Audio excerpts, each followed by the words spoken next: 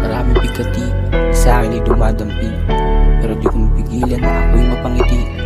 Sa daming tinahak, mas piniling magugi. Lagi kong bitbit kung saan man ako'y magawi. Aga akong namulat sa edad kong 17. Marami rin nasaksihan ng mga